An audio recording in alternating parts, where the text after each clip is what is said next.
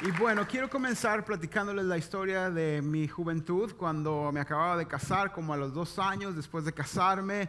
Nos invitaron a pasar un tiempo como en una piscina natural, y entonces fuimos allá y me acuerdo que mi primera impresión fue que qué emocionante lugar y cómo poder nadar, aunque yo no sabía nadar, ¿verdad?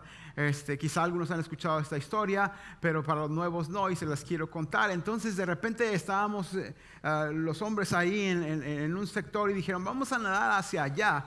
Y entonces lo primero que yo pensé es, ¿cómo le voy a hacer? O sea, yo no sé nadar y no dije nada más que, bueno, que vamos para allá, pues, ¿no? Entonces, no sabía qué tan profundo estaba, me suponía que muy profundo, pero creo que vi una roca por allá y dije, pues yo me puedo ir por allá y agarrarme de algo cuando llegue allá, y me aventé junto con todos. Entonces todo el mundo parecía saber lo que estaba haciendo, y cuando llegamos a ese lugar, estoy tratando de agarrarme de algo y no puedo. Y ya para entonces ya no tengo aire, o sea, otra de las cosas que no me gusta mucho es andar en profundidades, ¿verdad? Y entonces estoy tratando y no, o sea, dije, no voy a gritar, qué mal me voy a ver diciendo, ayúdeme, por favor. ¿Y qué creen que pasó? Pues no me ahogué, obviamente, aquí estoy, ¿verdad? Pero lo que pasó es que en esos momentos, cuando yo ya no tenía fuerza y no quería gritar, era más grande mi orgullo que el pedirme ayuda, de repente siento el brazo de mi cuñado y me levanta hacia la roca, y me agarro de esa roca como, o sea, no, por dentro me estaba muriendo. Ya había pensado que iba a decirle la gente a Verónica, ya había pensado cómo es que iba yo a los últimos segundos. Es un ataque de no sé qué, cuando pienso morirme ahogado, ¿no? Entonces, pero por dentro estaba así, pues, muriéndome, y por fuera estaba como tratando de conservar la calma. Me subí a esa roca y estuve ahí por unos varios minutos hasta que recuperé mi color, ¿verdad? Y que dicen, vamos más para allá, y dije, no, nos vemos luego, ¿verdad? Y me hace pensar en varias cosas esa historia. Me hace pensar que, número uno, algo bueno es que no me acobardé tontamente quizá, y me arriesgué.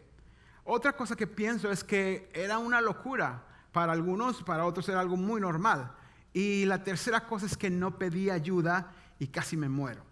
Eso me hace pensar en varias cosas, sobre todo de nosotros. ¿Cuántos de nosotros no hemos hecho algo que Dios quiere por miedo? ¿Cuántos de nosotros, hablando de algo más serio quizá, no hemos hecho algo?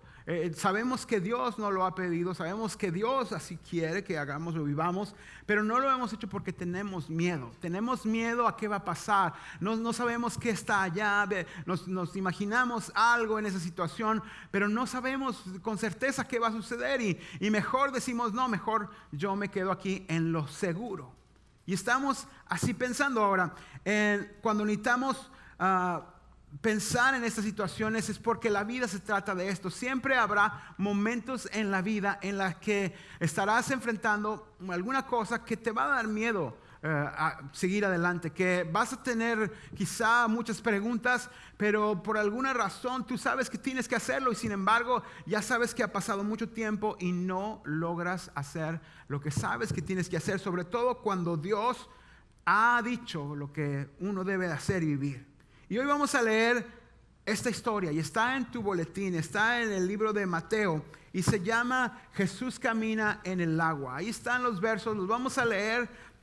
Tú me vas a seguir con tu mirada, yo lo voy a leer toda la historia junta, y por favor, si no la sabes, pues entérate, y si ya la sabes, pues recuerda lo que está pasando aquí. Vamos a leerlo, por favor, yo lo voy a leer, ustedes me escuchan. Inmediatamente después Jesús insistió en que los discípulos regresaran a la barca y cruzaran al otro lado del lago mientras él enviaba la gente a casa. Si te has escuchado la historia anterior, ahí mismo Jesús había alimentado a 5,000 personas, más mujeres y niños, o sea, mucha gente. Y en esos momentos, la gente en otro evangelio dice que querían poner a Jesús como el rey de la nación. Y entonces, yo creo que de alguna manera Jesús estaba planeando algo. Primero envió a sus discípulos, ustedes váyanse, quizá porque los discípulos hubieran dicho, oye, sí, es buena idea, te vamos a poner a ti como rey, porque ¿quién puede hacer lo que tú haces, verdad? Pero Jesús los envía hacia allá inmediatamente después de ese milagro. El verso 23 dice, después de despedir a la gente, subió a las colinas para orar a solas. Mientras estaba allí solo, cayó la noche. Mientras tanto, los discípulos se encontraban en problemas lejos de tierra firme, ya que se había levantado un fuerte viento y luchaban contra grandes olas. A eso de las 3 de la madrugada, Jesús se acercó a ellos caminando sobre el agua.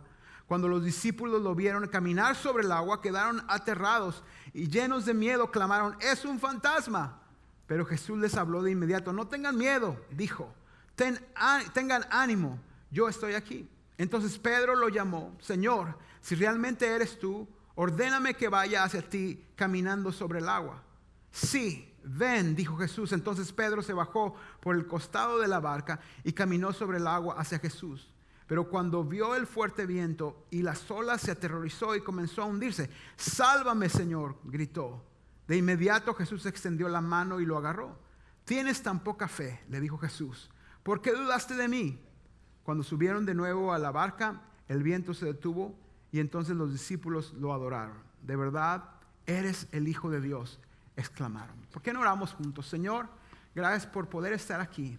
Gracias por lo que hemos hecho hasta ahora, cantarte, orar, y ahora queremos escuchar tus palabras y que puedan quedarse en el corazón, pero sobre todo que podamos practicar lo que nos dice, Señor.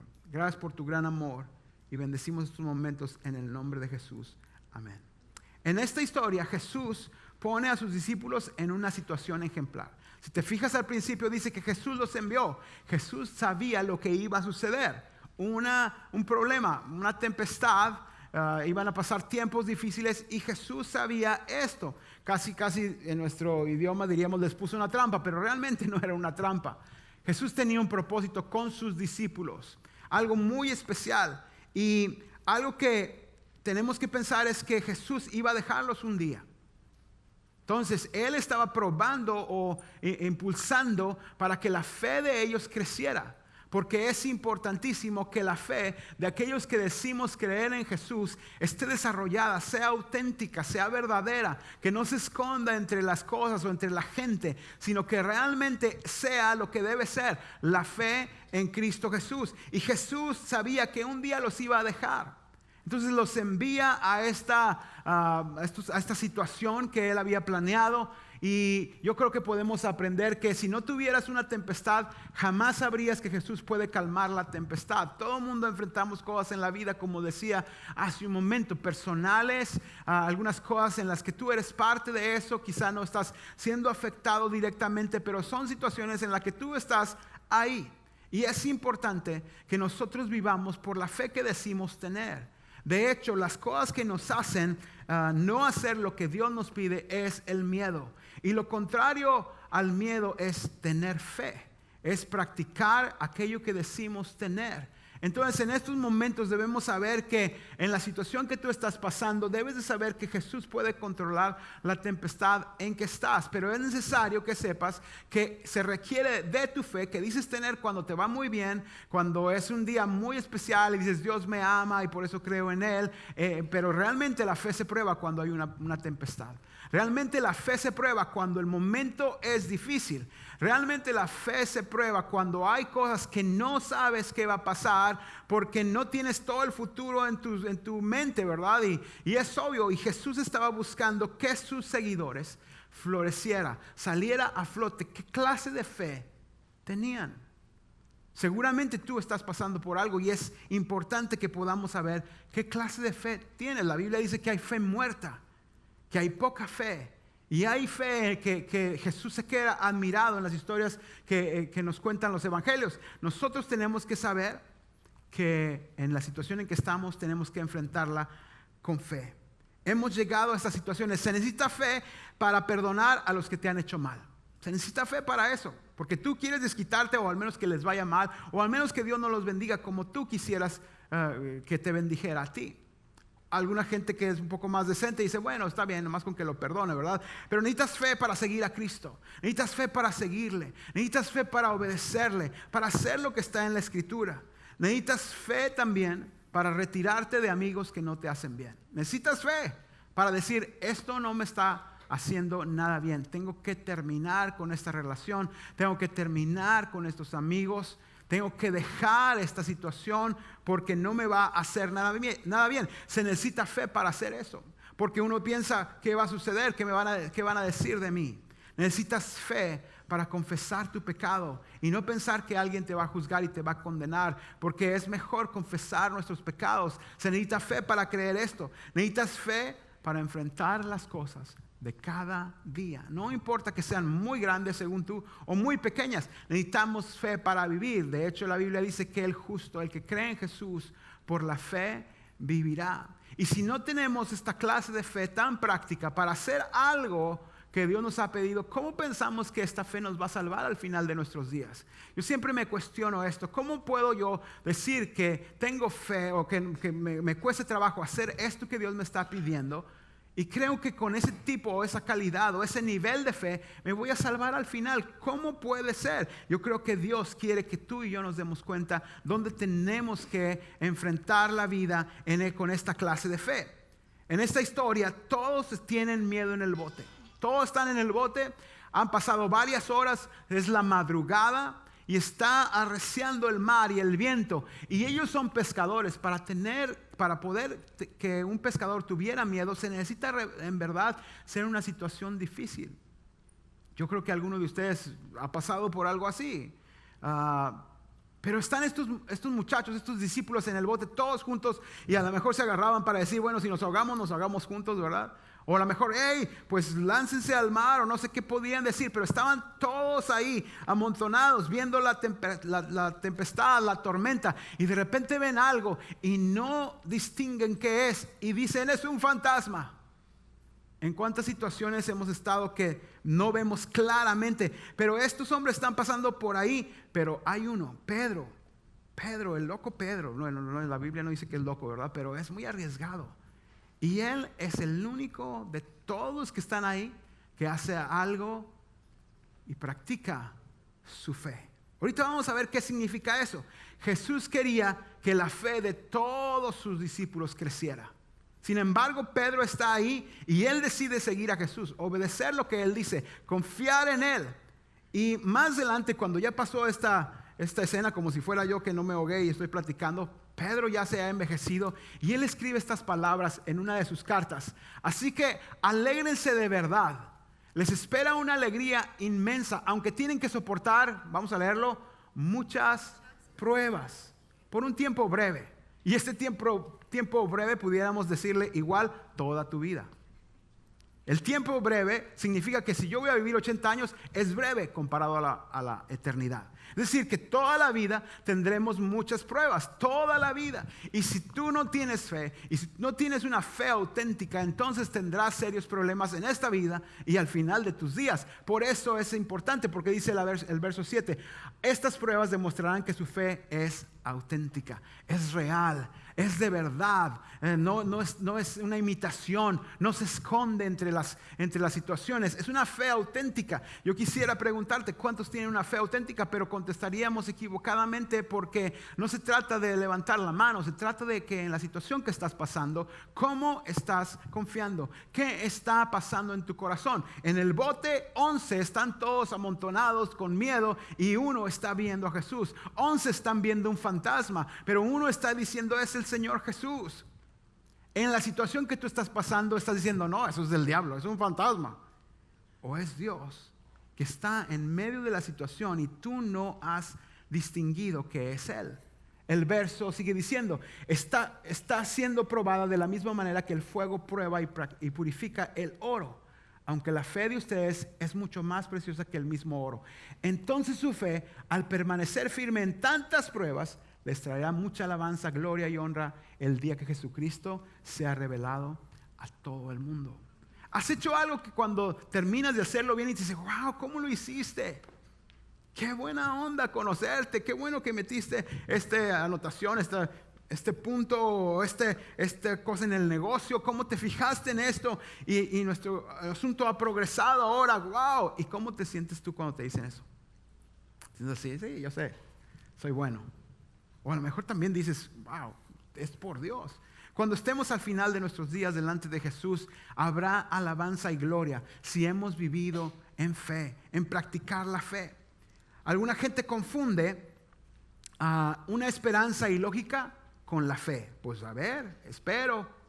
Es como si yo le dijera esta tarde a Verónica, ok, y yo pusiera un plato en la mesa extra y nadie se sienta ahí y me dijera, ¿y ese plato qué? Y yo dijera, es que es para el pastor Scott.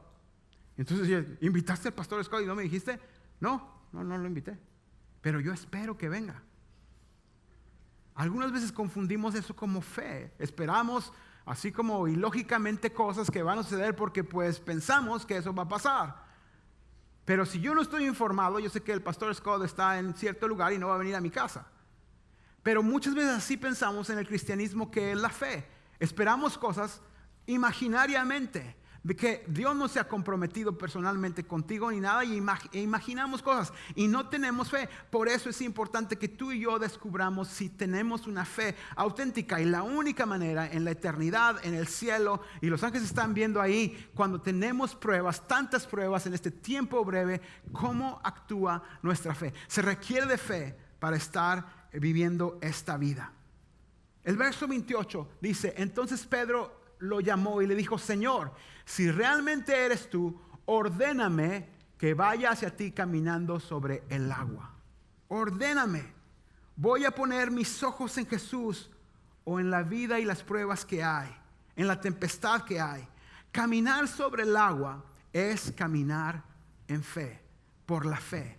Caminar en el agua, en la historia, para nosotros en nuestros días, es caminar en fe, por la fe. Es la manera en que tú vives. Es saber si realmente estás viviendo para Cristo, porque tú no puedes hacer ciertas cosas, y sí puedes hacer ciertas cosas porque sabes que tu vida pertenece a Jesús. Eso es tener fe. Caminar sobre el agua es hacer cosas, pero también es no hacer ciertas cosas. Tener fe es hacer ciertas cosas que sabes que Dios aprueba, y también tener fe es no hacer ciertas cosas que, aunque se siente bien, no debes hacerlas.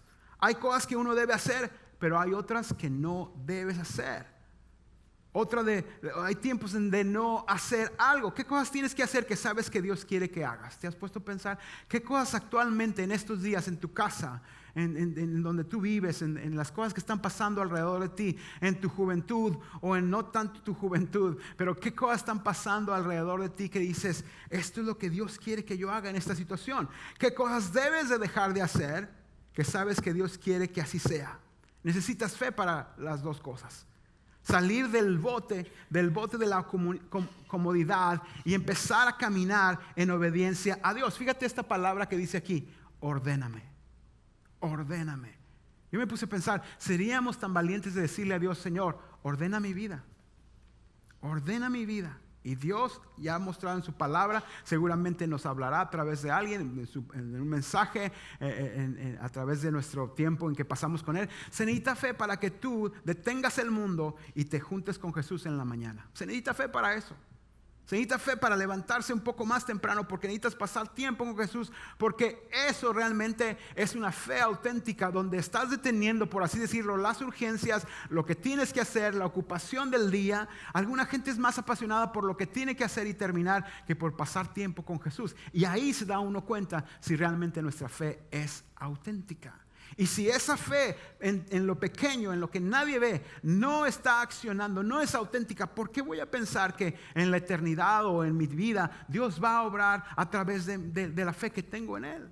Yo tengo que saber qué cosas tengo que hacer y qué no hacer. Salir del bote de mi comodidad y decirle a Dios, ordena mi vida, pon orden a mi vida. Es más, yo sé lo que tengo que hacer. Tus mandamientos, Señor, son la ley para mi vida. Las leyes pueden cambiar en un gobierno, en una ciudad, pero la ley de Dios no cambia. Y si yo me rijo por la ley de Dios, entonces yo estoy teniendo fe en que lo que Él dice, Él lo va a cumplir. Y si yo le obedezco, Él va a cumplir sus promesas. Pero si yo desconfío en Él, entonces realmente mi fe no existe. Hay veces que imaginamos cosas raras, pero se requiere de fe para seguir las instrucciones que Dios nos da, aún en la tempestad. Y lo primero que tenemos que hacer, este mensaje breve es para que podamos practicar esta semana en la situación que estamos viviendo. ¿Cómo es tener fe? ¿Y cómo es tener una imaginación de que algo va a pasar? Tener fe, lo primero que tú y yo podemos hacer es considera lo que está pasando. Considera, y en otras palabras quiere decir razona. O sea, piensa en la situación que está pasando. Pedro estaba razonando. Pedro estaba pensando, a ver, aquí estamos como pescadores y ni parecemos pescadores. Y aquel que viene allá, nadie puede caminar en el agua a menos que sea el Hijo de Dios. Es Jesús, no es un fantasma. Y además acaba de alimentar a 5,000 hombres más las mujeres y los niños. Y lo hizo con tan poquito alimento. Él es el Hijo de Dios. Y tengo que estar pensando y razonando. Y entonces Pedro toma una decisión. Está considerando en su mente quién estaba al frente. Había hecho algo inaudito. Si es él. Si es él. Y si es él, él puede mandar que yo vaya hacia él. Necesitamos fe en la palabra de Dios. Necesitamos caminar nuestra vida. Hacer nuestra vida bajo los principios de Dios. La semana pasada estábamos hablando de algo así. No es simplemente escuchar un verso en la Biblia, sino caminar bajo los preceptos, los principios de Dios. Realmente la fe verdadera empieza con la razón. Y esto es contracorriente, porque en los círculos cristianos pensamos que fe es hacer algo imaginario. Bueno, yo no sé, Dios va a obrar. No podemos simplemente aventarnos así. Yo creo que la experiencia nos ha enseñado a la gente que tenemos más tiempo de cristianos. Muchas veces pensamos erróneamente, no sé qué va a pasar, pero Dios va a hacer algo. Pero tenemos que pensar bien que si Dios está probando que hagamos eso que estamos haciendo. Yo no sé si te ha pasado, a mí me ha pasado y soy el pastor. Y a lo mejor ya desde ahorita ya no voy a ser tu pastor. Pero a mí me ha pasado que digo, ay sí, por fe lo voy a hacer. Dios va a hacer algo. Y adivina qué. Dios no hizo nada. Porque Dios no me estaba mandando a hacer eso. Entonces yo quedé como confundido. Pero realmente nosotros, cuando Dios nos ordena ciertas cosas, no específicas necesariamente, pero generales y de sus preceptos y de cómo debemos vivir nuestra vida, tenemos que confiar en Él y obedecer y caminar pensando en lo que Él es y que Él cumple lo que promete. En lo que Él es y que Él cumple lo que promete. Este verso también de Pedro, ya un poco experimentado, dice más bien, honren en su corazón a Cristo como Señor. Estén siempre preparados para responder a todo el que les pida, ¿qué dice aquí? Razón de la esperanza que hay en ustedes. O sea, cuando nos hacemos cristianos, no nada más es algo así como una imaginación, sino tenemos una razón de pensar. ¿Cuál es esa razón? Yo soy un pecador, ese es un hecho. Yo soy un pecador, por no decirte que tú también eres un pecador. Y yo necesito un salvador. ¿Hay algo de imaginario en eso? ¿Hay algo como que de fantasmagórico? No, yo soy un pecador. La Biblia dice así, yo necesito un salvador. Y ese salvador es Cristo Jesús que dio su vida por mí. ¿Dónde está lo imaginario en eso? Son hechos verídicos. Jesús resucitó. Entonces, cuando alguien me pregunta y me dice, bueno, ¿tú por qué no sales con esta otra chava que te está coqueteando y te pegan en tu casa o qué? No, yo quiero honrar a Cristo. Hay una razón. ¿Por qué tú no abusas de los recursos en tu trabajo? ¿Estás tonto o qué? Ahí estaba para que tú hicieras lo que quisieras y no aprovechaste la oportunidad. Se te duerme. ¿Has escuchado eso? No, yo soy un seguidor de Jesús. Él es mi Salvador y mi dueño. Él compró mi vida. Él pagó por mis pecados. ¿Cómo voy a ofenderle a Él? Te están insinuando, joven, señorita, tu novio, si no te acuestas conmigo, no me amas.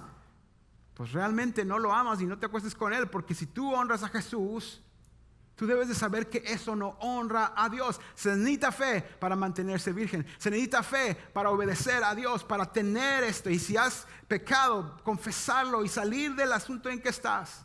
Se necesita fe. ¿Por qué piensas que en esta situación tu fe, que no es auténtica, te va a salvar al final de tus días? Necesitamos dar la razón de nuestra esperanza. Mi esperanza es que Jesús vive. Mi esperanza es que Él va a venir. Y yo voy a vivir de tal manera que pueda honrarlo cada día de mi vida. No soy perfecto, pero en Él puedo encontrar esperanza para vivir. Tengo que tener una razón. No podemos decir, oye, ¿tú por qué vas ahí? No, no, ahí me llevan. ¿Y tú por qué traes una Biblia? Me dijeron que la trajera. ¿Y tú por qué no puedes trabajar? ¿O por qué estás aquí los domingos 1 hora y media ahí en ese edificio? No sé. Tenemos que tener el razonamiento de decir, ¿sabes qué? Es que no hay nadie como Jesús. Es el Hijo de Dios. Y Él me invitó a conocerle. Y este es el tiempo en que la iglesia de este lugar se junta para adorarle a Él. Por eso hago esto. Tenemos que tener esto en nuestra vida. Es una fe que tiene un razonamiento también. No es una fe ciega, por así decirlo, sino sabe los factores que tienen que ver con nuestra fe y con nuestro futuro. No podemos decir simple y sencillamente, no sé, tengo que saber. Por eso, en la situación que estás, debes de razonar, a ver, ¿qué está pasando? ¿Por qué está mi matrimonio así? ¿Por qué está mi economía así? ¿Por qué me siento de esta manera? Si Dios dice en su palabra que nunca me va a dejar, ¿por qué me siento deprimido? Si Dios dice en su palabra que nunca me va a abandonar, ¿por qué me siento solo? Si Dios dice en su palabra que Él va a cumplir sus promesas y su propósito en mí, ¿por qué yo ando en tantos problemas por no esperar en lo que Él dijo? Y razonar y decir, tengo que confiar, tengo que pensar. Ahora, la segunda cosa importante es que debes de consultar. Decir que tienes fe y vas a hacer algo y no le dices a nadie es algo muy peligroso. Tú no puedes decir, ay, pues es que yo sentí que Dios me dijo y no le tengo que preguntar a nadie, porque como Dios me dijo a mí, entonces yo voy a hacer esta decisión. No, tener fe práctica, tener fe auténtica es poder consultar con la gente que está ahí alrededor de ti, pero sobre todo con Jesucristo. Tener fe auténtica no es aventarte nada más porque sí. Pedro dijo, Él es Jesús. Jesús, si eres tú, mándame, ordéname, o sea, di tú la palabra para entonces yo caminar por lo que tú has dicho. No, Pedro, si estaba más fuera de razón, simplemente se saltaría al bote, pero él sabía y estaba razonando que necesitaba la autoridad del que comanda las huestes celestiales, necesitaba la autoridad del que hizo todo, necesitaba la autoridad de aquel que había hecho la creación y dijo, si él dice esta palabra, entonces yo puedo caminar en fe, o sea, en el agua, ¿verdad? En fe. Tienes que consultar. Él no simplemente se lanzó. Tienes que consultar. Sabes que Dios muchas veces contesta oraciones a través de gente. Y por eso tienes que consultar. No hagas nada, aunque tú dices que tienes fe, no hagas nada como llanero solitario. Tienes que tener fe y confiar y consultar. Consultar a otras personas. Los hombres me van a odiar, pero tienes que preguntarle a tu esposa. ¿Aplaudan, esposas?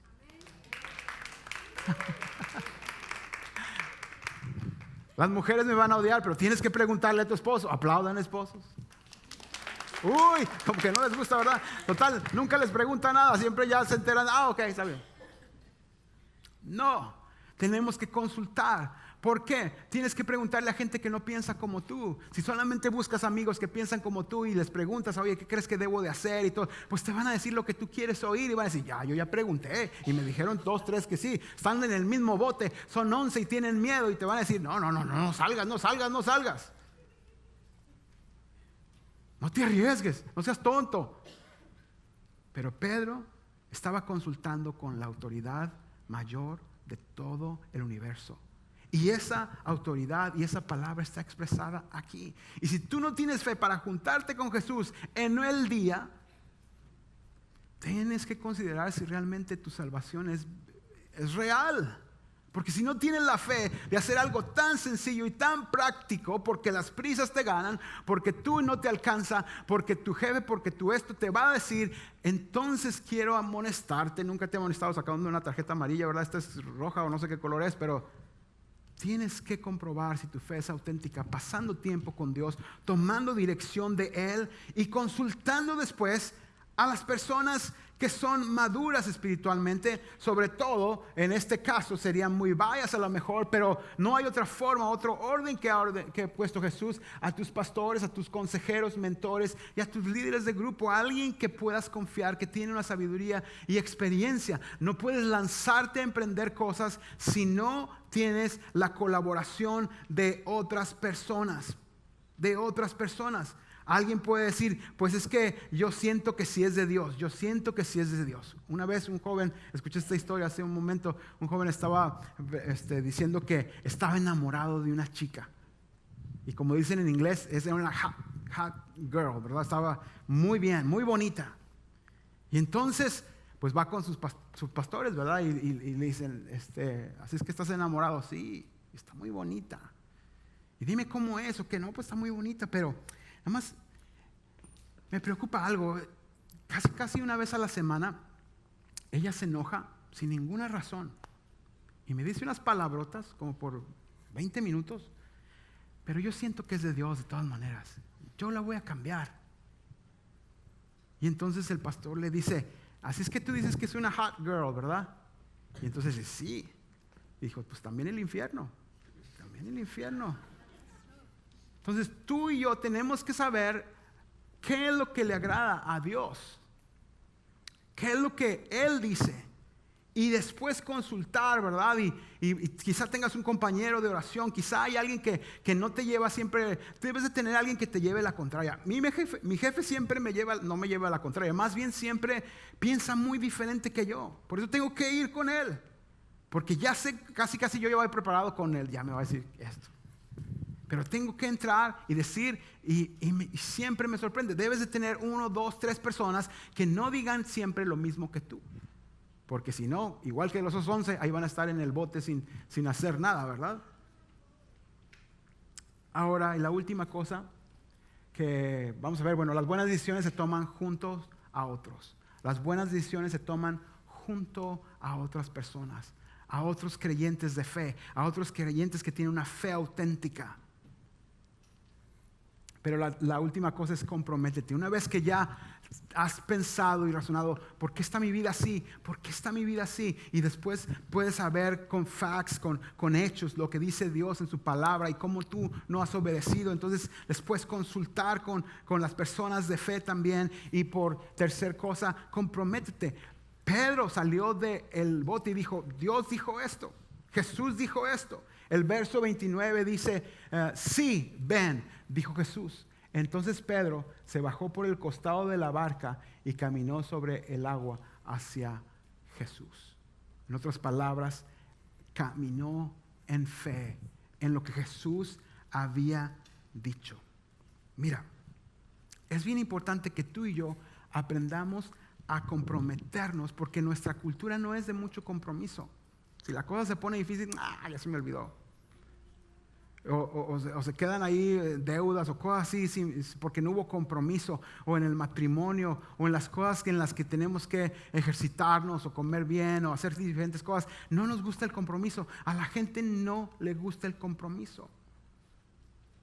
Pero debemos aprender a que una vez que Jesús dice algo en su palabra, tenemos que comprometernos y caminar por esa palabra que Él nos ha dado.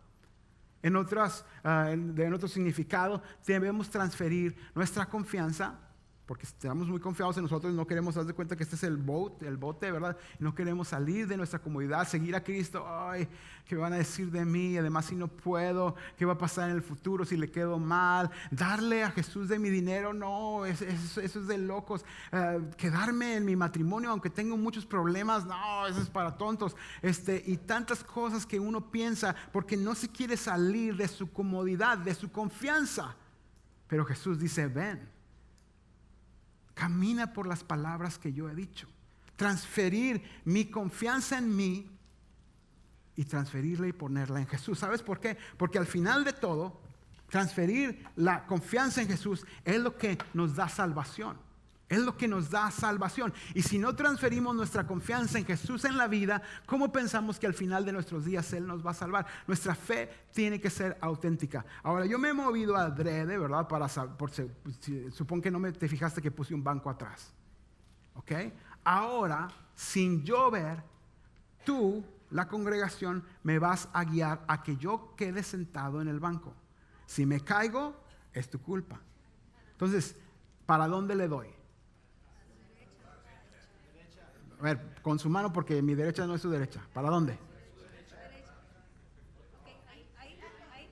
Los demás quieren que me caiga, ¿o por qué no hablan?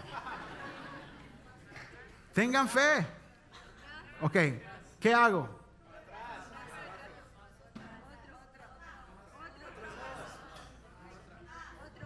Otro ahí. A ver, aquí la señora dice que me haga para acá. ¿Ahí me siento? ¿Para atrás? ¿Qué dices? ¿Ahí me siento? Sí, dice que sí. ¿Me siento o no? ¿Cuántos dicen que me siente ya? ¿Más para atrás?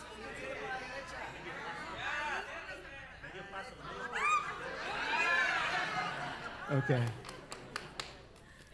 Así es la vida cristiana. No puedes simple y sencillamente pensar, pues yo creo que ahí va a haber un banco, a ver qué pasa, ahí voy. Tampoco puedes hacerlo solo, tienes que tener la consulta, sobre todo la afirmación de que Dios dijo en su palabra que yo debo ser fiel.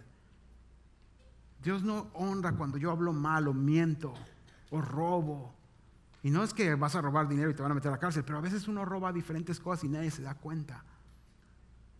Ser fiel, necesitas consultar a otros, a tus mentores, al consejero, ¿verdad? Si tu esposa es tu consejera, que debe ser, y viceversa también, para que juntos tomen una mejor decisión en fe. A ver, Dios dice que hagamos esto, tenemos que ponernos de acuerdo y cómo le vamos a hacer. Dios está con nosotros y luego pedir consulta y después ya que sabes, ándale, me iba a sentar en el salón. Ya después que ya estás en esto dices, ok, transfieres tu confianza y entonces ya. Mi confianza está en que este banco me va a sostener. He rebajado un poco y creo que sí me puede sostener, ¿verdad?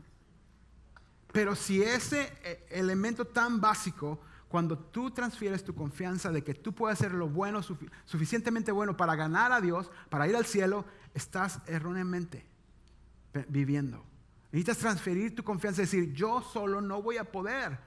Yo solo no voy a poder hacerla como soltero, como casado, en mi vida adulta, en mis finanzas, en mi fe, en practicar el cristianismo, en servir. Yo solo no voy a poder. Tengo que recibir que Dios dice y dice que le sirva y que le adore. Tengo que juntarme, aprender. Tengo que después comprometerme. Todo el mundo diga compromiso. Compromiso. Necesitamos todos comprometernos con Dios para vivir. Después que pasó esto, la historia termina así, ese pasaje. Entonces los discípulos lo adoraron. De verdad eres el Hijo de Dios. No pasé mucho tiempo en el momento en que Pedro se estaba hundiendo, porque sabes, finalmente Pedro caminó en el agua. Porque dice que se bajó por la orillita, no sé cómo, por un lado, ¿verdad? Y entonces empezó a caminar como si estuviera en el agua viendo a Jesús. Pero dice la historia que empezó a ver alrededor y se empezó a hundir. Y Pedro no fue como yo cuando me andaba hundiendo allá en el río, ¿verdad? Sino que él dijo, Señor, sálvame. Y Jesús lo tomó de la mano y le dijo, ¿por qué dudaste? Tienes tan poca fe. ¿Y sabes qué pasó ahí? Jesús no lo cargó. Él dijo, ya Pedrito, no. Jesús lo agarró y le dijo, ¿por qué dudaste? Y los dos caminaron hacia el agua, en el agua hacia el bote. Y todos los 11 tontos. Y cuando se subieron los dos, después de que Pedro caminó confiado, tenía fe, la gente, los 11 que estaban ahí, por primera vez dijeron, realmente tú eres el Hijo de Dios. Y lo adoraron.